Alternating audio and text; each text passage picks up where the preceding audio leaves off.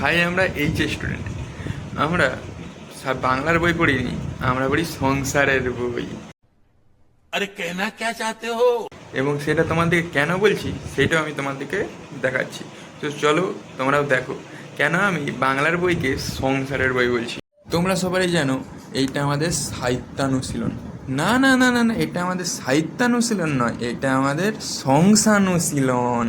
और अभी तो रुको, क्लाइमैक्स अभी बाकी है। আমি গভর্নমেন্টকে রিকোয়েস্ট করব যে এই বইয়ের নাম সাহিত্যানুশীলন না রেখে কি রাখতে হবে, সংসানুশীলন। এটাও তোমাদেরকে দেখাচ্ছি।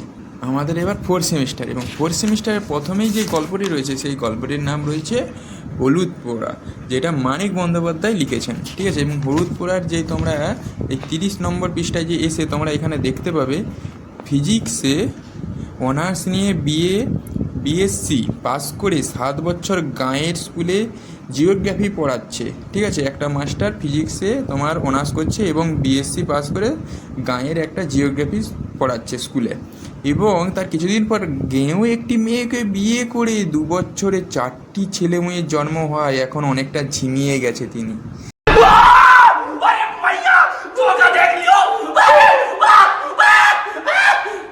ঠিক আছে, তো ভাই তোমরাই বলো, 4টি ছেলে মেয়ে করে এখন অনেকটা ঝিমিয়ে গেছেন তিনি।